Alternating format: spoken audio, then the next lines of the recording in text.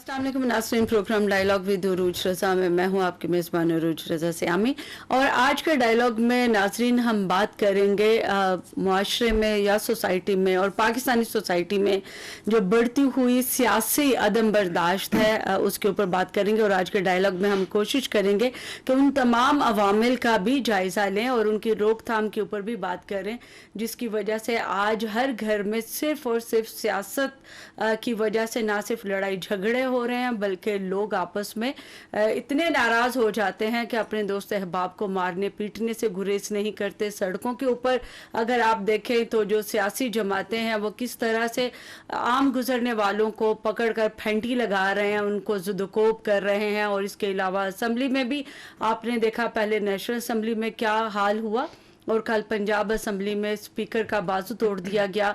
और उसके अलावा सबसे जो दुख वाली बात थी वो ये थी कि ख़वातीन अरकान असम्बली के बाल नोचे गए, उनको धक्के दिए गए और उनको थप्पड़ भी लगाए गए, जिनकी वजह से बहुत सारी ख़वातीन अरकान असम्बली इस वक्त डॉक्टर्स के पास जा रही हैं। किसी के कान का पर्दा फट गया है और किसी के गालों पर अभी तक पुलिस वालों के थप्पड़ों के निशान मौजूद हैं। तो ये सारा जो सिलसिला है एक सियासी अदम बर्दाश्त का, इसके ऊपर बात करने की ज़रूरत इसलिए भी फील हुई कि हाल ही में इस्लामाबाद के नज़दीक अत्तार में एक दोस्त ने एक सियासी बहस की वजह से अपने दोस्त को आयरन रॉड की वजह के साथ कत्ल भी कर दिया।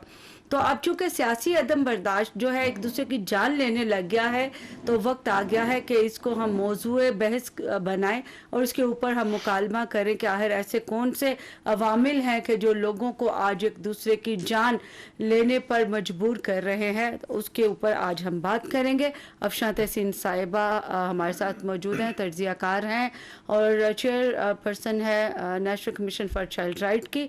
उनके साथ तशरीफ़ रखते हैं मोहम्मद अनवर, लिबरल फोरम पाकिस्तान के चेयरपर्सन हैं, तर्जियाकार हैं। शफीक चौधरी साहब हमें ज्वाइन करेंगे टेलीफोन कॉल पर, जो कि parliamentary commission for human rights के एग्जीक्यूटिव डायरेक्टर हैं। तो स्टूडियो में आप दोनों का बहुत बहुत शुक्रिया। आई एम ग्रेटफुल कि आप लोग अफ्तारी के फ़ौरन बाद यहाँ पे तशरीफ़ ले आए हैं। तो मैं सबसे पहले अफशा आपकी तरफ आऊँगी। अब तो जाने जाने लग गई हैं और असम्बली में भी आपने देखा कि नेशनल असम्बली हो या पंजाब असम्बली हो, जलसे हों, जुलूस हों, इवन घरों में भी बहस करते हुए जब सियासत के ऊपर बात आती है तो हम एक दूसरे के साथ लड़ाई झगड़ा करना शुरू कर देते हैं। तो मुझे ये बताएं कि ये मुल्क में जो सियासी अदम बर्दाश्त है इसकी क्या वजह है? थैंक यू वेरी मच अरूज, मुझे इस बहुत ही अहम प्रोग्राम में मदऊ करने के लिए। और मेरे ख्याल से आज से कुछ दिन पहले ही ये डायलॉग शुरू हो जाना चाहिए था, लेकिन मैं आपको कॉन्ग्रेचुलेट करती हूँ कि आपने इतने अहम मौजू पे डायलॉग का आगाज़ किया। अगर ओवरऑल देखा जाए सियासत के हवाले से तो इस चीज़ को मस्बत तौर पे लेते हैं कि हमारे मुल्क के जो अवाम हैं, हमारे मुल्क के नौजवान हैं, एक आम शहरी जो है वो पॉलिटिकली एनलाइटेंड होना चाहिए। उसे अपने मुल्क की जो सियासत है, क्या हो रहा है, हुक्मरान क्या कर रहे हैं, पूरी तरह आगही होनी चाहिए। और उसमें सियासत के हवाले से या मुल्क का जो निज़ाम है उसमें उसकी शमूलियत एक बहुत ही मस्बत कदम है। लेकिन दूसरी तरफ अब हम देख रहे हैं कि आहिस्ता आहिस्ता वो जो पॉलिटिकली हम कहते हैं कि हमारी एक एंगेजमेंट बहुत ज़रूरी है, उसके जो एक सैनिटी से ज़्यादा आहिस्ता आहिस्ता जिस तरफ हम निकल गए हैं, तो मुझे बिल्कुल ये नहीं लगता कि भाई ये एक महज़ब मुआशरा है या यहाँ पे रहने वाले जो हैं, मैं सिर्फ ये नहीं देखती कि वो लोग जिनकी के तालीम की कमी है, जिन लोगों को इतना शऊर नहीं है, बल्कि जो कुछ हमने देखा पिछले कुछ दिनों में, बहुत ही पढ़े लिखे लोग भी जो जी शऊर जो हमारे तबका है वो भी जब सियासत की बात आती है तो बिल्कुल किसी किस्म की जो एक सैनिटी है उससे आरी नजर आते हैं और ऐसे दस्तों गिरेबान नजर आते हैं कि दोबारा तो किसी एक इंसान ने दूसरे इंसान के साथ इकट्ठे बैठना ही नहीं है।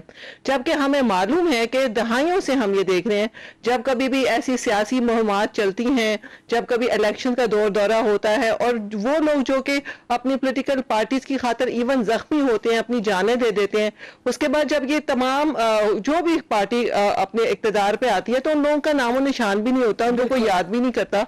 तो मुझे समझ नहीं आती कि पॉलिटिकली एक सियासत के नाम पे आपका एक इंसानियत का एक जो एक हमारी लाइन होती है, थिन लाइन, उसको क्रॉस करके हम ना सिर्फ अगले की जातियात, अगले के करेक्टर, अगले के ऊपर बात करना, अगले की करेक्टर असैसिनेशन करना, और अब जो सबसे ज्यादा खौफनाक काम है कि हमने तशद्दुद का इस्तेमाल करना शुरू कर दिया है, यहाँ तक कि लोगों की जानें जा रही हैं, लोग जख्मी हॉस्पिटल्स का रुख कर रहे हैं।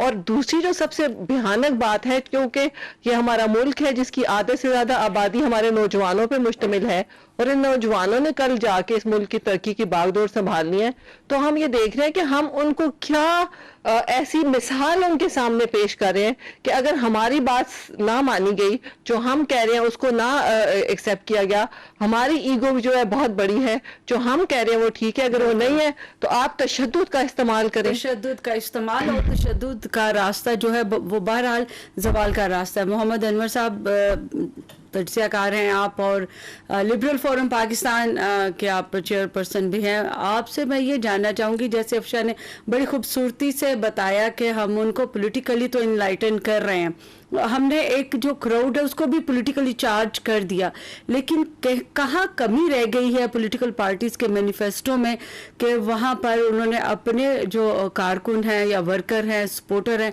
उनको उन्होंने जो बर्दाश्त का एक सबक है वो पढ़ाना भूल गए हैं, सिखाना भूल गए हैं। तो इसकी क्या वजह है? क्या ये पॉलिटिकल पार्टीज तरबियत नहीं कर रही या ये घरों की तरबियत का भी इसमें कुछ अमल दखल है? थैंक यू अरूज, आपने बड़ा अच्छा ये टॉपिक और फिर ये क्वेश्चन भी है। इस वक्त इशू ये है कि ये पहले भी इस तरह इलेक्शंस तो होते रहते हैं, पार्टियां लोग चेंज कर रहे होते हैं। आपको याद होगा कि हमारे, क्योंकि इतना पॉलिटिकल सिस्टम हमारा इतना मैच्योर नहीं है, लोग एक पार्टी से दूसरी फ्लोर क्रॉसिंग हो रही होती हैं, दूसरी पार्टियां भी पहले भी कर रहे होते हैं, जिनको हम कंडेम करते हैं। और कभी भी ऐसा नहीं होता कि इवन का कॉन्स्टिट्यूशन में भी है कि अगर एक पार्टी दूसरी को सपोर्ट करती है, खासतौर पर जो प्राइम मिनिस्टर के या चीफ मिनिस्टर के इलेक्शन में या कुछ स्पेसिफिक हैं, वो अपनी पार्टी से खारिज हो जाएगा अगर वो वोट देगा तो। लेकिन अभी तक मतलब ये उस पे ये सिलसिला उसमें है। लेकिन अब हमारे ये हुआ कि हमारी पॉलिटिकल लीडरशिप ने भी ये कह दिया कि अगर जी ये करेगा तो उसको हम छोड़ेंगे नहीं। हमारे जो है उस हल्के में भी जो है लोग उनको पीछे पड़ेंगे, उनके घरों में जाएंगे, उनका नाता पानी बंद कर देंगे, उनके रिश्ते नाते खत्म कर देंगे। वो एक जब हम एक्सट्रीम पर जाते हैं तो वो एक काफी प्रॉब्लम हो जाती है। बाकी हमारे जो जूनियर जो बाकी सपोर्टर हैं या बाकी वर्कर्स हैं वो भी कहते हैं कि जी हम इसी लाइन को लेना है। हमें ये चाहिए कि हमारी सियासी पॉलिटिकल पार्टीज ये एक पहले हार सीखना, हम जाने कि हारना भी है। अगर हम दो कैंडिडेट खड़े हुए हैं, दो में एक ने जीतना है, एक ने हारना है, और जो हारा है वो एक्सेप्ट करे कि हाँ जी ठीक है, आपने अच्छा डिलीवर किया, या आप लोगों के साथ अच्छी आपके पास विल थी, आप लोगों ने अच्छा वोट दिया, आपकी हुकूमत बन गई है, तो दैट्स इट, मैं अगले 5 साल वेट करूंगा, आपको वो करेंगे। लेकिन हमारी प्रॉब्लम ये है कि हम इमीडिएटली कोई भी पार्टी हो, ये नहीं कि एक पार्टी अभी मौजूदा या पहले हम कह रहे हैं एक हार जाती तो वो फौरन फिर धांधली का या कोई ना कोई शोर शराबा उसी वक्त से वो शुरू कर देते हैं। इस वक्त भी वही हुआ है कि अभी एक पार्टी जो है वही जो हमारे मेंबर्स जो थे, वो कुछ पार्टी जो छोटी पार्टियां हैं वो पहले एक पार्टी के साथ थे, अब वो आउट हो गए, उन्होंने अपना बैलेंस दूसरी पार्टी में अपना वजन रख दिया, वो पार्टी अब गवर्नमेंट में आ गई, उसकी वजह से वो हमारी जो पीटीआई है वो आउट ऑफ पार्लियामेंट हो गई। और उसकी वजह से फिर अभी काफी पूरा एक मूवमेंट चल रही है। ये सिर्फ अभी नहीं है, ये पिछले काफी अरसे से चल रही है। हमारा ये लिबरल फोरम का हमारा जो मेन मोटो होता है टॉलरेंस का है, सोसाइटी में टॉलरेंट हम पैदा करें। हम मुख्तलिफ इवेंट्स कर रहे थे, तो उस इवेंट्स में सारी पार्टियां पॉलिटिकल पार्टीज बुला के उनके वर्कर्स भी बैठे हैं, जी हाँ जी आप बात करें। कराची में कभी कभी प्रॉब्लम्स होती थी, हम या पीपीपी के आपस में लड़ाइयां होती थी, लेकिन वहां भी हम उन्हें इस शर्त पे बुलाते थे कि नहीं, आप लोगों ने लड़ना नहीं है, डायलॉग के थ्रू आपने बात करनी है। अब हमारी प्रॉब्लम यह है कि हम डायलॉग सोसाइटीज में डायलॉग बहुत कम हो रहे हैं, सिविल सोसाइटीज के ऊपर भी रिस्ट्रिक्शंस काफी लगा दी गई। डायलॉग में भी तो ये लोग अदम बर्दाश्त का शिकार हो जाते हैं। हो जाते हैं क्योंकि अब वो कम हो गया। पार्लियामेंट में भी आपके अभी यही है कि एक दूसरा देंगा मुश्ती हो रही है। कल जो पंजाब असेंबली में हमारे हुआ वो हमारे लिए एक शर्म की बात है। हमारी हिस्ट्री में लिखा जाएगा कि ये सारे प्रोसेस हो गए। हमारे आने वाली नस्लें ये बच्चे देखेंगे कि जिस तरह हम पुरानी बातें सुन रहे होते हैं कि हमारे डिप्टी स्पीकर को जान के से मार दिया गया कुर्सी मार के, और ये चीजें हमारे एक बैड एक हमारा जो इमेज है वो इंटरनेशनल लेवल पे भी लोग भी हंस रहे हैं हमारे ऊपर कि ये किस तरीके से कर रहे हैं। ये किस तरीके से कर रहे हैं? शफीक चौधरी साहब, executive director parliamentary commission for human rights, हमारे साथ टेलीफोन लाइन पर मौजूद हैं। सर, आपको प्रोग्राम में खुश आमदीद कहेंगे। जी शुक्रिया अरूज। अच्छा सर, अभी ये जो मुल्क में सियासी अदम बर्दाश्त है और ये उरूज पे चली गई है, और ये भी आपको बताएं कि कुछ अर्सा पहले एक सियासी जमात के लीडर ने कहा था कि अगर आप अपनी पार्टी अफिलिएशन तब्दील करेंगे तो आपके बच्चों को कोई रिश्ता नहीं देगा, स्कूल में उनको लोग तंग करेंगे, आपके घरों के बाहर लोग जाएंगे और आपको बताएंगे कि अब आपकी जो सियासत है वो नाकाबिले बर्दाश्त हो गई है। फिर उसके बाद लीड लाइन लेते हुए कुछ पॉलिटिकल जो सपोर्टर्स हैं कुछ पार्टीज के, उन्होंने फिर अदम बर्दाश्त का जो मुजाहिरा किया वो आपके सामने है। सड़कों पे भी कोई गाड़ी कहीं करीब से गुजर जाए तो अगर वो पॉलिटिकल पार्टी के किसी वर्कर की गाड़ी है तो गुजरने नहीं देगा, ख्वाह वो कोई भी आदमी है, आम है, खास है, उसको फेंटी लगा के ही वो वहां से निकलने देंगे। उसके अलावा आपने देखा अतार में एक दोस्त ने एक दोस्त की जान ले ली सिर्फ इसलिए कि जो पॉलिटिकल आर्गुमेंट था वो हीटअप हो गया था। तो सर ये किन की जिम्मेदारी है? क्या ये सियासी जमातों की जिम्मेदारी है? ये जो सियासी अदम बर्दाश्त जो है ये तमाम पॉलिटिकल पार्टीज में बढ़ गई है? जी अरुज, एक तो बहुत शुक्रिया कि आपने एक बड़े अच्छे मौजू के ऊपर आज ये प्रोग्राम रखा है और जो बड़े इंपॉर्टेंट मौजू है, अच्छा मौजू में से बहुत अहम तरीन मौजू है आजकल के कंटेस्ट में। जो आपने बात बैकग्राउंड बयान किया, बिल्कुल ये इंसाइटमेंट टू, अगर मैं वायलेंस ना भी कहूँ, इंसाइटमेंट टू इनटॉलरेंस तो ये है कि आप लोगों को तब बर्दाश्त की तरफ लेके जा रहे हैं, लोगों को इंतहा पसंद रवैये की तरफ लेके जा रहे हैं। और जिस तरह से बिल्कुल बात आपने की, जिम्मेदारी लाजमी कायदीन की होती है। अब जो कायदीन है उसमें मैं कहूँ समाजी कायदीन और सियासी कायदीन की जिम्मेदारी सबसे ज्यादा होती है, क्योंकि जो हमारे दूसरे जो मुआशरे के जो लीडर्स होते हैं डिफरेंट तबकों के, लाइक रिलीजियस लीडर्स हैं, एथिक लीडर्स हैं, उनकी एक महदूद उनकी फॉलोइंग होती है, या उनका वो उनको जो क्यादत की बेस होती है वो लिमिटेड होती है। लेकिन जो सोशल लीडर्स होते हैं, जो पॉलिटिकल लीडर्स होते हैं, इनकी फॉलोइंग ज्यादा होती है, इनके ऊपर जिम्मेदारी भी ज्यादा आती है। अब हमारे मुआशरे में अदम बर्दाश्त की वजह से देखें, जो इंटॉलरेंस है वो ब्रीड करेगी इंटॉलरेंस को, और जो हेट है वो ब्रीड करेगी हेट को, और वायलेंस ब्रीड करेगी वायलेंस को। ये हो नहीं सकता कि आप किसी जगह पे मुतशद्दिद रवैया अपनाएं और उसके बाद आप ये कहें कि जवाब में वो लोग आपको मुतशद्दिद रवैया नहीं मिलेगा, आप जवाब में आपको तहम्मुल और बर्दाश्त मिलेगी। ये उस हमारे माशरती के फलसफे के खिलाफ है, उनके खिलाफ है। तो ये जो एक सियासी जमात के लीडर आपने बात की, सियासी जमातों के बाकी भी आप क्लिप्स देखें पिछले दिनों में, सारी सियासी जमातों के जो क्लिप्स हैं, कुछ 20 तक के जो लीडर थे, एक में देखा था नून के भी, पीपीपी के भी, पीटीआई के भी, वो सब उन लोगों के इस टाइप के हाल थे कि जिसमें हमें परेशानी हुई थी, और हमने उसमें देखा था कि ये जो माहौल बन रहा है आगे आने वाले दिनों में, ये मुल्क में इखलाकी पस्ती की तरफ जाएगा, और उससे होगा क्या। देखिए उस मुल्क में जिसमें पहले ही अदम बर्दाश्त की इंतहा पसंद की ये सूरत हाल है कि आपने श्रीलंकन मैनेजर को वहां पे मार दिया तशद्दुद करके सियालकोट में, आपने खानेवाल में एक बंदे को जला दिया, आपने लिंचिंग कर दी, आपके और ऐसे बेशुमार वाकयात आते हैं जिसमें मॉब जस्टिस की सूरत हाल आती है। आप देखें कि फ्रस्ट्रेशन के मामला हैं, उसमें अगर सियासी कायदीन बजाय ये कि अपने मुआशरे की तरबियत करने के, बजाय ये कि अपने फॉलोअर्स को वो तहम्मुल और बर्दाश्त की बात करने का सबक देने के, बजाय ये कि उनको ये बताएं कि ये जो मुकालमा और जो मुबाहिसा होता है और जो गुफ्तगू होती है और जो डिबेट होती है, ये इसको हेल्दी तरीके से किया जाए, तो अगर उसको वो साइड पे लेके जाएंगे, जी आपको बच्चों को रिश्ते नहीं मिलेंगे और आपको घर से निकालना बंद हो जाएगा, तो लाजमी बात है ये तो खतरनाक सूरत हाल है मैडम।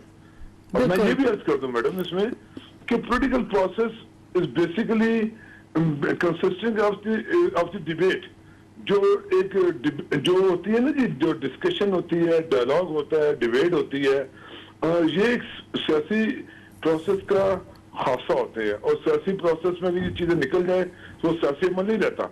अगर उसमें तो फिर ये होता है कि मैं ना मानू वाली बात है ना, अगर आपने अगले की बात सुननी नहीं है तो फिर वो कौन सी वो सियासी अमल होगा या जमहूरी अमल होगा। बिल्कुल ठीक है। ये सारी सियासी जमातें जो है ना, कोई भी सियासी जमात है, जितनी वायलेंस हो रही है एक पार्टी की तरफ से नहीं हो रही। अगर किसी ने एक को देखें, एक और बात मैं कहूँ, लोग कहते हैं जी कि पीटीआई के यूथियाज ने स्टार्ट किया, मैं खुद के नाम कहता हूँ, या कोई कहते हैं पीटीआई वाले कहते हैं जी ये नून ने किया, नून कहते हैं फिर पार्टी ने किया। कोई भी जमात ने स्टार्ट किया, जिससे जवाब दिया वो भी उतना ही कसूरवार मैं आपको अर्ज करूँ। वायलेंस का एक विशेष सर्कल होता है, अगर बिल्कुल एक ठीक बंदे है। ने वायलेंस की है और गलती की है, दूसरा बंदा उसको उसी गलती से ठीक करने की कोशिश कर रहा है, तो वो भी उतने जिम्मेदार है जितना पहला बंदा जिम्मेदार है। तो ये सारी सियासी जमातें जो हैं उनके कैदीन को चाहिए कि इसमें जिम्मेदारी का मुजाहरा करें, इसमें अपनी सबसे बड़ी कौमी जिम्मेदारी कि अपने माशरे को इंतशार से और इस इंतहा पसंदी से बचाएं। खुदा न ख्वास्ता अगर हमारा मुआशरा इस रवश पे चल निकला तो ये सारी सियासी अमल, जमहूरी अमल सब इसमें बह जाएगा और फिर हमारे मुआशरे की जो तबाही होगी कोई सोच भी नहीं सकता। बिल्कुल ठीक है। बहुत बहुत शुक्रिया चौधरी साहब, आपने वक्त दिया। अफशा आपकी तरफ आऊंगी। चौधरी साहब ने बड़ी खूबसूरत बात की कि जो हमारी सियासी जमातें हैं, अदम बर्दाश्त कि इनको ट्रेनिंग की भी ज़रूरत है, ना सिर्फ इनके वर्कर्स सपोर्टर्स को बल्कि इनके जो कायदीन हैं उनकी भी ट्रेनिंग्स होनी चाहिए कि डायलॉग को अपनी ज़िंदगी में जगह दें, अपनी पॉलिटिक्स में जगह दें। और ये जो इस तरह की बातें जो इंसाइट करती हैं, मॉब को चार्ज करती हैं कि आप जाएं और जाके हमले करें और किसी की बात नहीं सुननी, तो मुझे ये बताएं कि अब हम पहले तो कर रहे थे कि सिर्फ सोसाइटी में इंटॉलरेंस है, लोग एक दूसरे को मजहब की बुनियाद पे ब्लास्फेमी के चार्जेस लगा के मार देते हैं, लेकिन अब तो पॉलिटिकल इंटॉलरेंस भी आ गई है। तो अभी तक तो हम अपनी सोसाइटी को ब्लास्फेमी और इस तरह के जो दूसरी चीज़ें हैं, इंटॉलरेंस जो थी उसके ऊपर एड्रेस करने की कोशिश कर रहे थे, ठीक करने की कोशिश कर रहे थे। तो अब एक और चैलेंज का हमें सामना है, किस तरह से इस चैलेंज के ऊपर हम काबू पाएंगे? अच्छा अरूज, बिल्कुल मेरे ख्याल से बहुत खूबसूरत बातें की शफीक साहब ने। मैं आपको छोटा सा वाकया बताऊं। कल मेरी बेटी जब ये सारे वाकयात देख रही थी, छोटी है 14 साल की अभी, और वो बड़े तमस्खुर उड़ाते हुए वो मेरे पास आई और उसने कहा मम्मा इससे पहले हमने हिस्ट्री में बहुत सारी चीज़ें पढ़ी हैं जो बहुत शेमफुल थी, तो ये सब भी अब हिस्ट्री का पार्ट होगा और फिर सब पढ़ेंगे। और उसके बाद उस छोटी सी बच्ची ने जो तबसरा किया वो हम जैसे बड़ों के लिए एक बहुत ज्यादा एक शर्म की बात है कि हमारे बच्चे हमें ये बता रहे हैं कि what is happening is not right, और उसमें हमारी तमीज, हमारे ओवरऑल हमारा कंडक्ट और हम कहाँ पे फॉल करते हैं कि हमने एक बहुत ही जो राइट एंड रॉन्ग के साथ हमने डायलॉग के साथ बात कर दी है। तो बिल्कुल आपकी बात दुरुस्त है।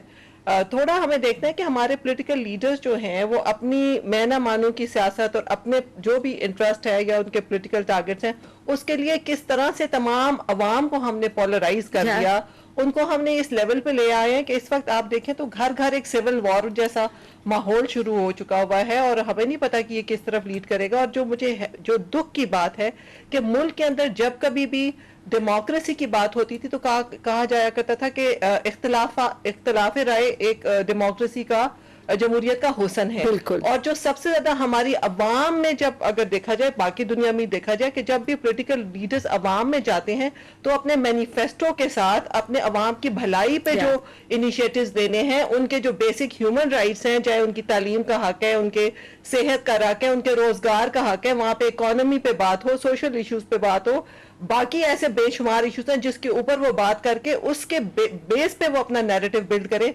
जबकि हमने देखा कि आहिस्ता आहिस्ता हमारी अवाम इस कदर बेवकूफ बनाई जा रही है कि असल इश्यूज तो पीछे रह जाते हैं और जो चीज सेल होती है उसको नैरेटिव बना के तमाम अवाम को पीछे लगा दिया जाता है। और मैं हैरान हूं, मैं आपको अभी भी बताऊं कि जब दो गवर्नमेंट्स को मैंने देखा, दोनों गवर्नमेंट्स में जो लोग जब बाद में जो उनके बेसिक वर्कर्स थे या डाई हार्ड फॉलोअर्स थे, जब वो उनको कोई ओहदा नहीं मिल सका या वो उन जगहों पे, अहम जगहों पे उनको सीटें नहीं मिली, तो मुझे बहुत सारे खवातीन और बहुत सारे मेल हजरात ने भी जो पॉलिटिकल पार्टीज के साथ एफिलिएटेड थे, उन्होंने कहा मारे हमने खाई, ग्रास रूट्स पे थके हम, अवाम को जमा हम करते थे, जलसे हम करते थे, लेकिन जब इक्तदार आ जाता तो कुछ कोई और लोग वहां पे आके बैठते थे। तो मैंने ये चीजें देखी हैं और इस सब के बावजूद ये हमारे जो लोग हैं जो एक भेड़ चाल की तरह, ये एक मसला है, इतनी तालीम नहीं है और लोगों में, चूंकि इस खिते में लोगों में जज्बात बहुत है, ईगो के नाम पे, जज्बात पे, अपनी मैं के नाम पे कुछ भी कर गुजरते हैं। एक वाकया मुझे मेरे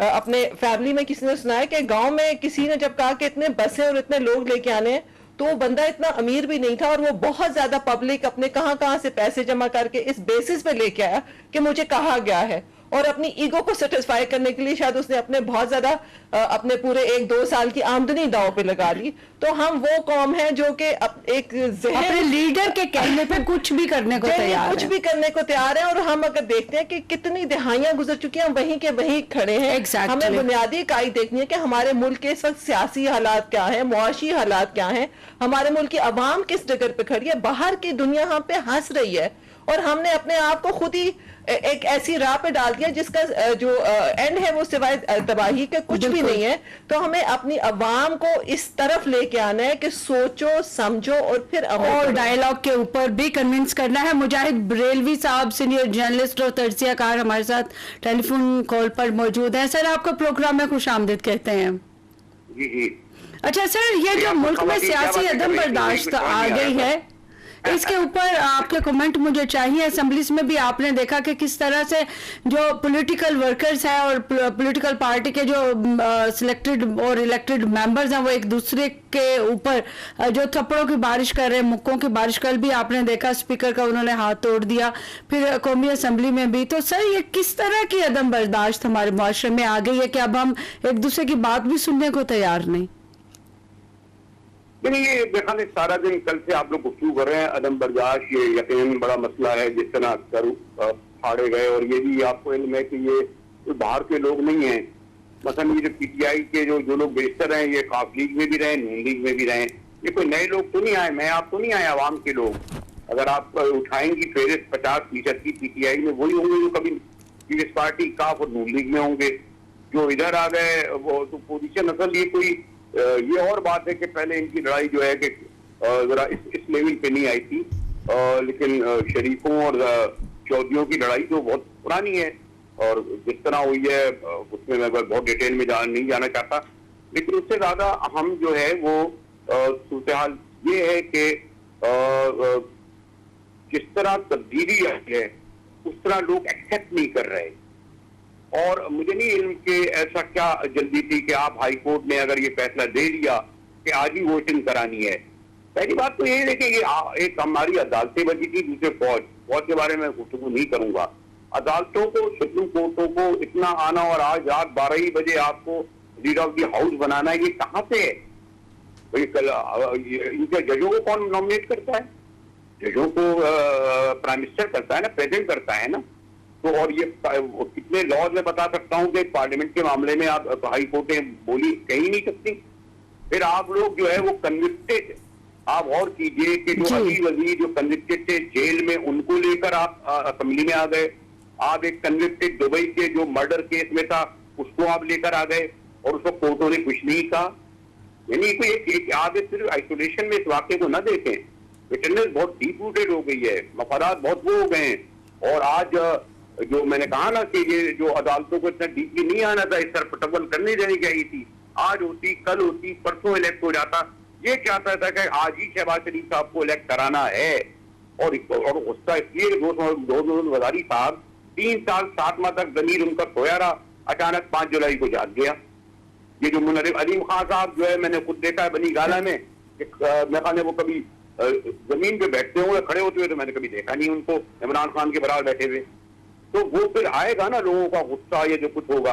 पहले पॉलिटिकल लड़ाइयाँ पॉलिटिकल होती थी, पीपल्स पार्टी की या नून लीग की या नेशनल पार्टी की और उसकी। और खैर आप ये वाली बात नहीं की अदम बर्दाश्त। अब आप लोग शायद अभी मौजूद है, हमारे नौफेर जो है एंकरों को नहीं पता, इसका आगाज हुआ था हुजूर 1973-4 में।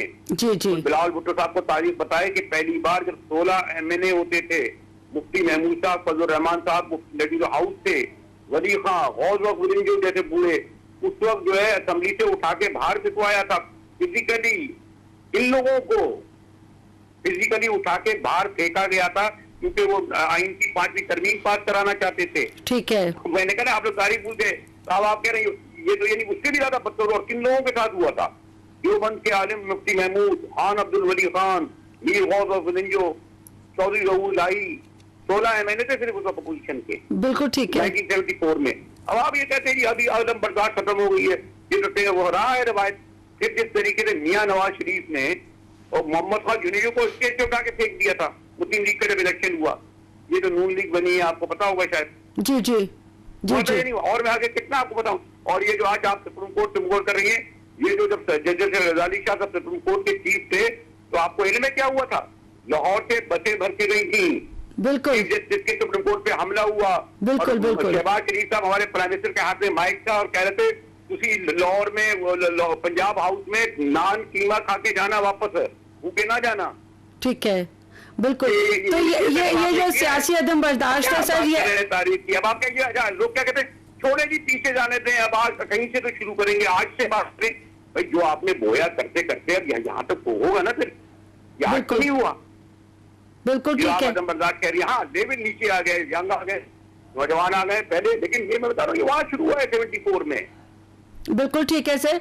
तो ये समझा जाए कि सियासी अदम बर्दाश्त जो है वो माशरे में शुरू से ही थी, और किसी ने इसके ऊपर काम नहीं किया। लड़ते हैं हम, ऐसा नहीं है कि माशरे में आ गया है, वो माशरे में क्रिमिनल तो होते हैं, क्रिमिनल सॉरी टू से अभी तक पाकिस्तान में आप देखें कि बरसों से मैं तो नहीं सुनता हूँ कि शिया सुन्नी फसाद हुए हों। बिल्कुल इस्तेमाल प्लान के तरीके मैं नहीं सुनता कि कहीं जो देवबंदी बरेली हम लड़ रहे हों।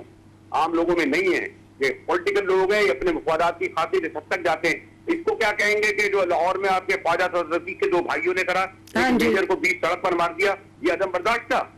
वो बेचारा कहता रहा मैं मेजर हूँ। बिल्कुल बिल्कुल, ये नहीं हुआ ये वाकया। बिल्कुल ठीक है, बिल्कुल ठीक है। उस बेचारे को जानी, और बाद में उनको आप उनको असेंबली में लेके आते हैं, थाने से उठा के, गरीब आदमी, रात भर आप सुप्रीम कोर्ट है, लाहौर हाई कोर्ट खोलते हैं, उन बेचारों को इंसाफ नहीं मिलता। बिल्कुल ठीक है। एक वाक़े को सामने रख के हम लोग डिस्कशन सब तरह तैयारी कर लेते हैं। हम जरा डिटेल में पुराने लोग हैं, जाते हैं, लोग कहते हैं जी तारीख की बात छोड़िए, ये इस तरह नहीं होता, फिर भुगतना पड़ता है लोगों को। बिल्कुल ठीक है सर, बहुत बहुत शुक्रिया आपके कमेंट्स का। अनवर साहब, जैसे कि अभी मुजाहिद बरेलवी साहब फरमा रहे थे कि ये कोई आज की बात नहीं है, पहले भी सियासत में चलता आया और पॉलिटिकल पार्टीज इस तरह करती रही, और उन्होंने एग्जांपल्स भी दी कि हमारी पैदाइश से भी पहले असेंबली में लोगों को उठा के बाहर फिंकवाया भी गया, और फिर किस तरह बसें भर के सुप्रीम कोर्ट के ऊपर। तो बात यह है कि ये जो आम और ख़ास के लिए कानून है, मुझे लग रहा है कि ये जो अदम तवाज़न है सोसाइटी का, ये सारे इस अदम बर्दाश्त की वजह भी है। आप चूँकि माशाल्लाह सारे ये जितने भी पार्लियामेंटेरियन हैं उनकी ट्रेनिंग वगैरह भी करवाते हैं, तो सर आप मुझे ये बताएं कि इसको किस तरह से इस चैलेंज के ऊपर हम काबू पा सकते हैं। शुक्रिया। एक तो बरेलवी साहब की बात को मैं थोड़ा सा आगे और करूंगा कि 1973 का जो कॉन्स्टिट्यूशन था वो सारी पॉलिटिकल पार्टीज ने बैठ के कंसेंसस से सब अप्रूव किया, उन्होंने एक पेज पे आए सारे, सब ने वो माना, उसके बाद वो कॉन्स्टिट्यूशन जो है वो पाकिस्तान में इंप्लीमेंट हुआ। तो वो एक बहुत बड़ी एक, ये नहीं कि हर वक्त ये लड़ते ही रहते हैं, लड़ाइयां हो रही होती हैं, लेकिन एक पॉइंट आता है जहां आप उस पॉइंट पे इकट्ठे हो जाते हैं। 18th अमेंडमेंट जो थी उस वक्त भी सारी पॉलिटिकल पार्टीज इकट्ठी बैठी, उस वक्त भी ये सारा वो हुआ। और भी इस तरीके से लॉ होते हैं, अभी सैलरीज वगैरह का करना होता है तो सारे एक दिन में अपने वो बिल पास कर लेते हैं कि जी आज हमारी सैलरीज बढ़ जाएगी, आगे हो जाएगा। लेकिन साथ साथ ये है कि हम पिछले 5 साल से हमारा ये हो रहा है, ये पिछले 3-4-5 साल से हम किसी पॉलिटिकल लीडर को बुलाते बाहर अपने इवेंट्स में कि जी आप आए ट्रेनिंग में, आप एज ए की नोट स्पीकर बोले, तो वो पूछते हैं कि ऑडियंस कौन है। हम कहते हैं कि ये पॉलिटिकल पार्टीज को, वो कहता है मैं नहीं आऊंगा क्योंकि ये बड़े आगे से, वो कहते हैं जी नहीं ये आगे से इनका रवैया जो है वो ठीक नहीं होता, इंसल्ट करते हैं, लिहाजा मैं नहीं आऊंगा। मकसद ये है कि हम इतने ज्यादा इतने हो चुके हैं कि हम वो खो रहे हैं, अपनी जो रिस्पेक्ट है वो खो रहे हैं, रवायात खो रहे हैं। और फिर आवाम में भी फिर ये होता है कि आवाम जो है वो खुद भी देख रही होती है कि ये कहां हम किस तरीके से चल रहे हैं। कॉन्स्टिट्यूशन का जिस तरह अभी उन्होंने बोला कि भाई कोर्ट्स कहीं तो कोई डिसाइड करेगा ना। अगर एक स्पीकर कहता है जी मैं जो मर्जी करूं, मैं मालिक हूं, मैं इस खातून का कहूंगा तुम जेंट्स हो, आदमी हो, तो बस मेरा हुक्म है, आखिर वो भी किसी रूल के तहत चलेगा। वो सारी दुनिया जो है वो उस दिन सुबह से लेकर कंटिन्यूसली रात 11:15 बजे तक सारे टीवी पे बैठे हुए थे कि यार हमारे मुल्क के साथ क्या हो रहा है, पिछले 5-6 हफ्ते से पूरा आधा सारा मुल्क जो है वो एक बीमार हो चुका है, कंटिन्यूसली देख रहे हैं कि हम कहां जा रहे हैं। आपकी इकोनॉमी रिवर्स जा रही है, दिन ब दिन आप रिवर्स जा रही है। उसको अगर स्टक हम एक जगह पे रखा हुआ है तो वो कंटिन्यूसली हमारे लिए वो बुरा है। सिर्फ ये नहीं कि हम मेंटली तौर पे टार्चर हमें हो रहा है, इकोनॉमी तौर पे टार्चर हो रहा है। इकोनॉमी जब और नीचे जा रही है हमारी, उसके बाद फिर हमारी लड़ाइयां झगड़े और ज्यादा हो जाएंगे। जैसे जैसे गुर्बत आएगी उस वक्त लड़ाइयां और हमारी होंगी, मतलब एक दूसरे के दस्तों गिरेबान, बिल्कुल ये सारा इस तरीके से। और फिर ये सारे जो है वो सपोर्ट करें, पॉलिटिकल पार्टीज को सपोर्ट करें, लेकिन दूसरे के ऊपर ये इल्जाम मत लगाएं कि जी ये मुल्क दुश्मन है और ये मुहब्बे वतन है, और ये गद्दार है। इस अब मुल्क में रह रहे हैं। तो ये फतवे भी आने शुरू हो गए कि पहले ये मजहबी गद्दार है और हम पहले मजहबी मुहब्बे फतवे वतन लगाते हैं। थे, अब वो हाँ, पॉलिटिकल पार्लियामेंट फतवे में, हाँ। और पहले फिर थोड़े होते थे। पहले इशू ये होता था कि हम इवन के नुसरत भुट्टो साहबा के भी खिलाफ उस वक्त हमारी जो अपोजिशन है वो उनके पम्फलेट छपा, कभी कुछ कर अखबार में कोई एक कार्टून दे दिया, हो गया, वो अगले दिन 10-15 दिन चल रहा होता था, हो रहा होता था। अब तो हर 3 मिनट बाद पॉलिटिकल पार्टीज ने ये कर दिया, पिछले 5-7 साल से ये ट्रेंड बन गया, उन्होंने अपने मीडिया सेंटर बना लिए हैं और बहुत बड़ा उनका बजट है, उसके ऊपर उन्होंने सारा दिन फेक न्यूज अपनी बना के इतनी वो बनानी है कि मेरा ये अगला सवाल यही था जो मैंने अफशान से करना था। अब उन्होंने इतना सारा दिन कंटिन्यूसली वो बैठ के वो कुछ न कुछ घड़ रहे हैं कि तुमने ये कट पेस्ट लगा दो, ये लगा दो, ये लगा दो, आप उसके टोटे कट पेस्ट का लगा दो, वो कर दो, और हमारी जो आवाम है वो हमारे जो व्हाट्सएप ग्रुप है क्योंकि फ्री में है सारा कुछ, हमें अभी इसी के ऊपर अगर आपको चार्जेस मिलेंगे तो हर बंदा सोचेगा कि मैं आगे जरा जिम्मेदारी से उसको वो फॉरवर्ड भेज रहे हैं। अफशान की तरफ मैं आऊंगी। अफशान आप अपने कमेंट भी दीजिएगा, लेकिन एक सवाल और ले लें कि आजकल तो सोशल मीडिया का दौर है और जो आर्टिफिशियल इंटेलिजेंस है वो भी है, और डीप फेक ऑडियोज, वीडियोज और पोस्टर ऐसे बनाए जाते हैं कि वो बिल्कुल ओरिजिनल लगते हैं। तो अदम बर्दाश्त इतनी पीक पे चली गई है कि किसी की करेक्टर असैसिनेशन है और अगर वो खातून है तो सब बड़े जोरों शोर से करते हैं। फिर पॉलिटिकल जो जमातें हैं वो सबसे ज्यादा अपने सोशल मीडिया के जरिए यही कैंपेन कर रही हैं। तो ये किस तरह से इसका रास्ता रोकेंगे?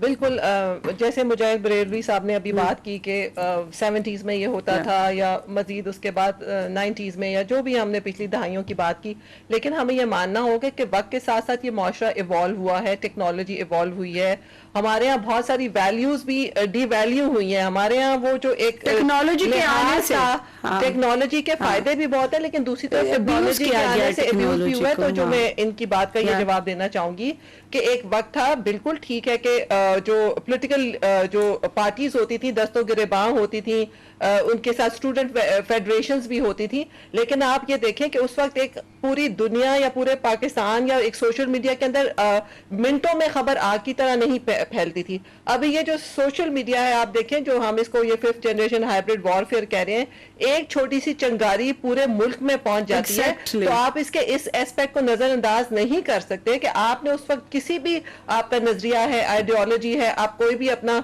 नैरेटिव लेके चल रहे हो, लेकिन आपने आनन फानन पूरी मुल्क को उसकी लपेट में ले लिया। तो इसके अगर हमें देखना चाहिए कि हमें इसके क्या असरात हमारे मुरतब होंगे, हमारे माशरे पे क्या होंगे, हमारे नौजवानों पे क्या होंगे।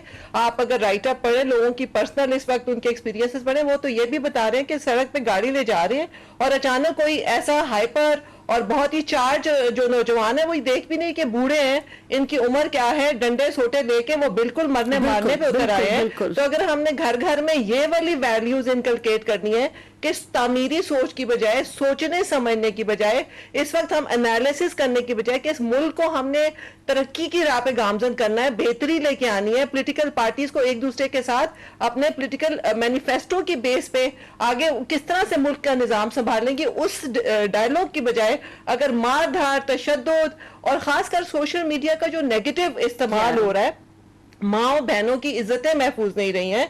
आप किसी वक्त भी किसी के बारे में कोई भी स्टोरी आप भर देते हैं। पॉलिटिकल पार्टीज के सोशल मीडिया सेल भाई, अच्छा आपको मैं बताऊं, ट्विटर पे, फेसबुक पे ऐसा कमेंट आता है, ऐसी गाली आती है कि आपकी अक्ल जो है जवाब दे जाती है कि मैं ये क्या कर बैठा, मैं मुझे डिलीट कर देने चाहिए अपने सारे अकाउंट। और आजकल मेरे साथ यही होता है कि यहाँ पे आपने कोई बात शुरू की है और ऐसी तावीलें लेके आएंगे, ऐसी गालियां भी लेके आएंगे और कहेंगे कि आपको तो पता कुछ नहीं है, हम अकले कुल हैं, और वो अपनी नजरियात इम्पोज कर रहे हैं और इम्पोज करने के चक्कर में वहां पे जो आर्गुमेंट है वो हीट अप हो जाता है। एक और मैं सिर्फ आखिरी बात करना चाहूंगी, अगर आप ये जो जितने भी मॉब्स हैं, जितना भी यूथ है, इसको ओवरऑल चले हम इसको पॉजिटिवली देखते हैं कि पॉलिटिकल एक प्रोसेस में एंगेज हो रहे हैं, लेकिन आप अगर एनालिसिस करेंगे ना कि जलसों में कौन से लोग ज्यादा तादाद में आते हैं, कौन सा बहुत अमीर तबका आता है, दरमियाना तबका आता है, बहुत गरीब तबका आता है, तो आप ये भी देखें, उसका एनालिसिस करना बहुत जरूरी है कि हमें सबसे पहले तो बहुत पुअर तबके की तर्जुमानी करनी है,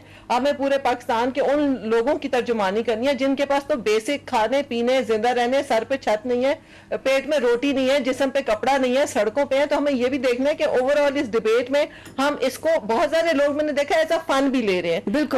कल भी मैं यहाँ से जब गुजरी तो मैंने देखा बहुत से लोगों के लिए एक इंजॉयमेंट भी है, पार्टी तो एक पार्टी है, इंजॉयमेंट है। Get together है, है और लोगों के कहने पे भी आ रहे हैं, तो हमें थोड़े से होश के नाखून लेने हैं। आप किसी भी पार्टी से आप ये belong सारा जो करें। क्राउड आता है जलसे जुलूसों में, ये सारा पॉलिटिकली एनलाइटेंड नहीं है जी।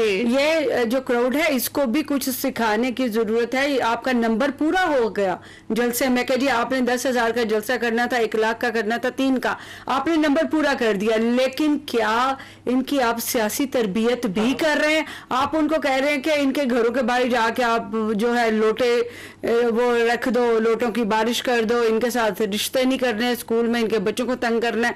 तो फिर वो जो क्राउड आया वो तो इस तरह की जो बातें हैं ये जल्दी पिक करते हैं। अनवर साहब, आप क्या कहते हैं कि ये जो सियासी अदम बर्दाश्त है, या मुआशरे में वैसे ही हमारे बड़ी अदम बर्दाश्त है, लोग जो है अगर मैं किसी को कहूँ कि तुमने काम करना है, वो मेरे ऊपर ब्लास्फेमी का चार्ज लगा के मुझे मार देगा, कि उनको पता है अब हम मार सकते हैं, लिंच कर सकते मीडिया का इस्तेमाल हैं, कर और लेगा। सोशल मीडिया का भी इस्तेमाल करेंगे कि इन्होंने तो ब्लास्फेमी की, ये किया वो किया।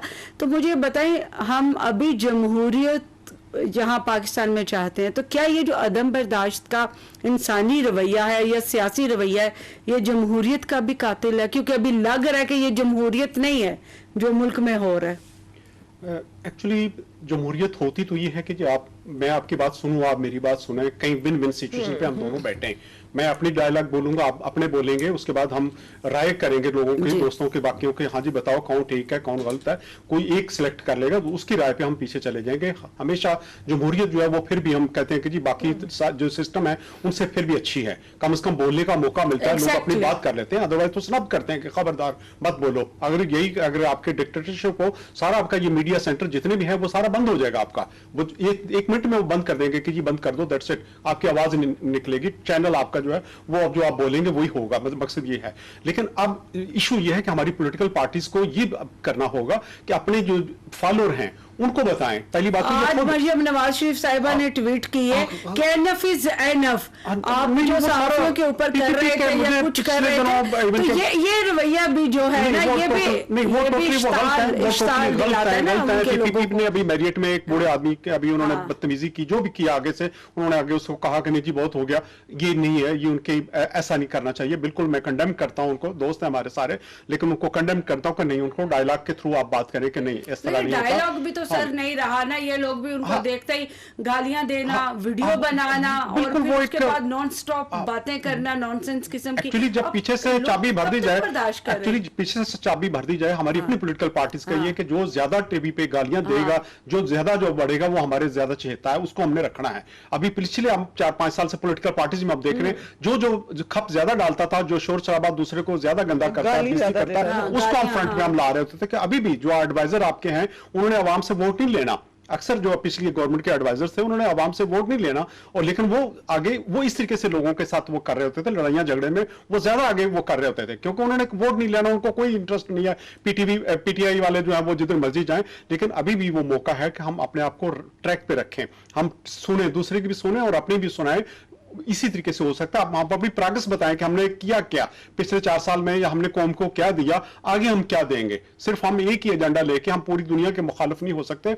हम अपने घरों में, पड़ोसियों के, हम अपने गांव में वो क्या उसके नहीं हो उनकी सकते। तरबियत अब करनी चाहिए छोटे बच्चों की तरह?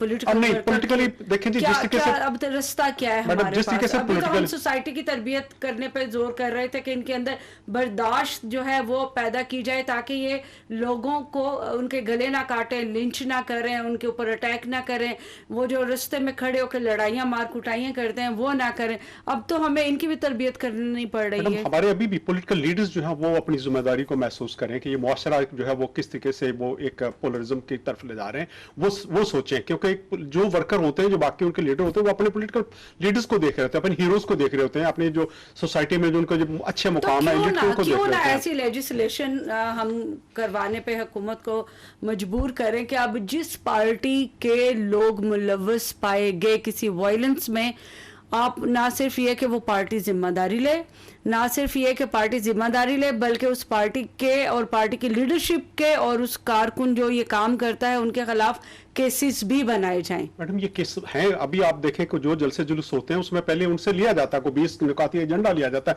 कि ये तुम्हारी जिम्मेदारी होगी, तुम इस ये खिलाफ बोलोगे, तुम्हारा को नुकसान पहुंचाओगे, ये करोगे वो करोगे। कानून है लेकिन उसको इम्प्लीमेंट कौन करेगा? यही तो लोग हैं जो अब आगे शाह से गवर्नमेंट में पूछते हैं, इलेक्शन कमीशन है जो कि पॉलिटिकल पार्टीज की रजिस्ट्रेशन करता है, कैंसिल भी कर देता है, वो स्टक भी कर देता है, हॉल्ट कर देता है उनका सारा मैनिफेस्टो और सारी चीजें। इदारों की क्या रिस्पॉन्सिबिलिटी है देखिए, इसमें? अदारों की तो बहुत बड़ी रिस्पॉन्सिबिलिटी होनी चाहिए, क्योंकि आज एक पार्टी है, कल दूसरी पार्टी है, फिर दोबारा से पुरानी पार्टियां आ जाती हैं।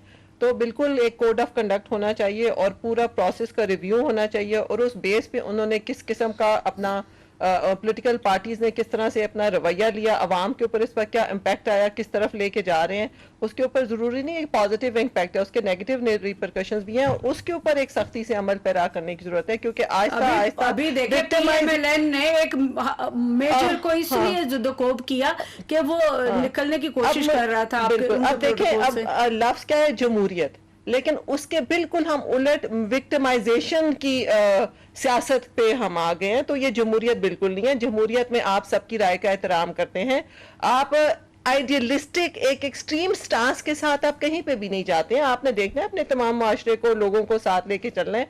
इसका जो भी एंड होगा वो इतना पॉजिटिव नहीं है, नेगेटिव ही है। और ये हमारे जो बच्चे हैं इनके अंदर से बिल्कुल ये बात ही खत्म हो गई है कि तशद्दुद क्या है, पुरअमन माशरा क्या है, क्या बोलना है, गाली से ही शुरू करना है, गाली ही हमारी रिस्पेक्ट है, जो ज्यादा गालियां दे वो ज्यादा पॉपुलर है।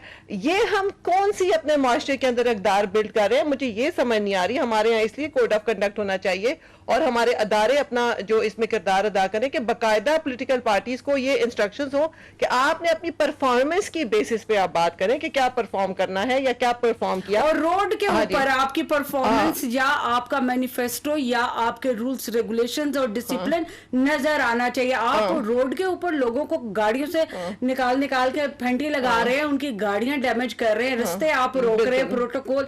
तो ये मैं समझती हूँ कि अब इदारों को काम और दूसरा अदारों के साथ सोसाइटी और इदारों का अरूज में सबसे ज्यादा मीडिया को कहूंगी कि इस वक्त जो सबसे बड़ा रोल जो है ना, जिम्मेदारी वो मीडिया पे आयद होती है। मीडिया को भी 2 पार्टीज 3 पार्टीज के लोगों को बुला के लड़ाइयां करा के एक सनसनी खेज किस्म का एक नैरेटिव चल पड़ा है। मीडिया को भी चाहिए कि एक अकाउंटेबिलिटी पाकिस्तान की खातिर एक इस सारे नैरेटिव को शिफ्ट करें और उन पार्टीज का एक उनकी परफॉर्मेंस की बेस पे एक एहतसाब हो, उसके अंदर वो आके अपने आप को पॉजिटिवली डिफेंड करें। यहाँ पे पॉजिटिवली डिफेंड करने के बजाय इसको लगी लगाई की सियासत है। प्रेफर करते हैं कि उन्हीं लोगों को बुलाएं कि सीन बने, ये वायरल हो। ये जर्नलिज्म नहीं है। This is what I am saying कि हम किसी एक की तरफ हमने उंगली अपनी नहीं करनी है। हमारा इस वक्त जितना ज्यादा सोशल मीडिया है उस वक्त सबसे बड़ी जिम्मेदारी, क्योंकि मीडिया ने भी इसमें तीली लगाने में कोई किरदार अपना नहीं छोड़ा हुआ है, तो उनको भी थोड़ा सा होश के नाखून लेने चाहिए। ये हमारा मुल्क है, हमें अपने मुल्क के लिए हम सब ने अपना हिस्सा डालना है। तो थोड़ा सा इस तमाम जो रविश है ना जो पाकिस्तान के अंदर चल पड़ी है, इसमें थोड़ा सा अब हमें टर्न लाने की जरूरत है। और इस सबको तब्दीली ये है कि मुल्क में हम किस तरह से एक होश के साथ अपने मुल्क की बेहतरी के लिए कुछ इकदाम करें। और खासकर मीडिया चैनल्स पे आप देखें वही लोग बार बार बुलाए जाते हैं जिन्होंने ज्यादा शोर मचाना है। अच्छा, उस पूरी बहस में कहीं पे भी पाकिस्तान के हवाले से हम कहाँ खड़े हैं, पाकिस्तान में क्या रिफॉर्म्स चाहिए, पाकिस्तान में क्या तब्दीली चाहिए, कोई बात नहीं होती है। सिर्फ तू मैं करके और एक प्रोग्राम जो खत्म हो जाते हैं। तो इस तरफ भी तो हमें थोड़ा सा नजर डालनी है। वो वायरल होने के चक्कर में मुझे भी कहा गया कि मैंने एक लफ्ज सुना था और पहली बार मैंने एक मीडिया मालिक की जबान से सुना कि हमें वो शो चाहिए उरूज आपसे कि लामा आए। मैंने कहा व्हाट इज लामा लाइक, तो उन्होंने कहा शिकायत आए कि इसने ये बात कही है तो हमें ये नागवार गुजरी है और जो पॉलिटिकल पार्टी है उनको आपने इस तरह की कोई बात करनी है कि वो हमें फोन करें। मैंने कहा पंजाबी में मैंने कहा देखिए मैं तो इंक्लूसिव जर्नलिज्म के ऊपर बिलीव करती हूँ, तो शायद आपको मेरे शो में ऐसी कोई बात नजर नहीं आई, क्योंकि मैं तो माइक बंद करवा देती हूँ। स्ट्रिक्टली मैंने अपने प्रोड्यूसर से भी कहा कि अगर कोई पॉलिटिशियन जो है वो जरा आउट ऑफ कंट्रोल हो जाए आपने माइक बंद कर देना, because I can not afford कि मेरे प्रोग्राम में कोई, और मुझे वायरल नहीं होना, मुझे कोई उससे इंटरेस्ट नहीं है, वो काम करना है, बस घर जाना है। और सोसाइटी में इसका इम्पैक्ट होता है। आपकी बात से मैं इत्तेफाक करूंगी कि मीडिया की बड़ी रिस्पॉन्सिबिलिटी है कि आप ऐसी कंट्रोवर्सी जो है वो जनरेट ना करें कि जिसके ऊपर वायलेंस हो, लोग एक दूसरे को कत्ल कर दें, जैसे कि माजी में भी होता रहा कि एक सिटिंग गवर्नर को असैसिनेट कर दिया गया, एक शहबाज भट्टी साहब थे हमारे अक़लियती अमूर के जो मिनिस्टर थे, उनको मार दिया गया। तो अभी मीडिया को भी अपना रोल जो है वो अदा करना होगा, और इस तरह से अदा करना होगा कि जो घरों में बैठे सियासी वर्कर हैं उनकी सियासी तरबियत भी हो और उनको डायलॉग की अहमियत का भी अंदाज़ा हो। अनवर साहब, लास्ट क्वेश्चन है, मुल्क में जो या फिर हमारी जो सोसाइटी है उसमें अदम तवाज़न है, तवाज़न लाने के लिए जल्दी से 2-3 बातें बता दें। तवाज़न लाने के लिए फिनांसी तौर पे सबसे बड़ी बात ये होती है कि फिनांसी तौर पे आप आए, लोगों को रोजगार मिले, जायज़ एक हर एक का जो मेरिट पे अब काम हो, हमारा जो स्पीडी जस्टिस हो। हमारी प्रॉब्लम यही है, अभी भी जो इशू चल रहे हैं उसमें ये होता है कि एक के लिए तो 12 बजे रात को अदालतें खुल रही हैं, दूसरे का अभी भी इवन के हमारे जो फार्मर अभी डिप्टी स्पीकर है उसका पिछले 4 साल से केस होल्ड हुआ है कि जी इलेक्शन कमीशन ने बोला कि 50,000 वोट इसके जाली थे, अभी तक वो कोर्ट में है। तो ये मतलब वो अदम तवाज़न ये है कि जी जब पता लगेगा मुझे जस्टिस मिलेगा, मुझे मेरिट पे नौकरी मिलेगी, मैं मेरिट पे जो अब मेरा आगे काम हो जाएगा, स्पीडी में जाऊंगा, तो उसमें काफी चीजें इंप्रूव हो सकती हैं। लेकिन इसके ऊपर तो किसी गवर्नमेंट ने कभी काम नहीं किया कि किसी को इंसाफ जो है वो भी वक्त पे मिले, किसी को रोजगार भी और सहूलत वर्ल्ड लेवल पे आप देख रहे हैं कि हमारा जो है वो दिन ब दिन 126वें नंबर पे जस्टिस वो जा रहा है, और फिर ये सारी चीजें जो वो काउंट हो रही है। हमारे जब यूथ है, इवन के हमारे एक हमसाया मुल्क में, मैं पार्लियामेंटियंस का, उन्होंने एक 20-25 पॉइंट का एक रखे होते हैं, एक पॉइंट्स दे रहे होते हैं हर पार्लियामेंटियंस को, उसके इंडिकेटर होते हैं कि हाँ जी ये इसके ऊपर कत्ल के केस कितने हैं, इसके ने अच्छे काम के कितने किए, बुरे कितने किए, लोग देख रहे होते हैं कि कौन सा पार्लियामेंटियन अच्छा है। बिल्कुल ठीक है, बहुत बहुत शुक्रिया अनवर साहब, अफशा साहिबा और शफीक चौधरी और मुजाहिद बरेलवी साहब, आप सब ने प्रोग्राम डायलॉग में आज अपने ख्यालात का इजहार किया। लेकिन मुआशरे में अभी हमें तवाज़ुन लाने की सख्त ज़रूरत है, ताकि कोई भी अगर पॉलिटिकल पार्टी का वर्कर सड़क से गुजर है पूरे प्रोटोकॉल के साथ, तो वो किसी गुजरने वाले को रोक के उसकी गाड़ी को डैमेज ना करे, उसको बाहर निकाल के उसके ऊपर तशद्दुद ना करे। हमें वो मुआशरा चाहिए। अभी शहबाज शरीफ साहब की हुकूमत है, तो देखते हैं कि वो मुआशरे में तवाज़ुन लाने के लिए क्या करते हैं। अपना बहुत सारा ख्याल रखिएगा। उरूज रज़ा सियामी को इजाज़त दीजिए। अल्लाह हाफिज़।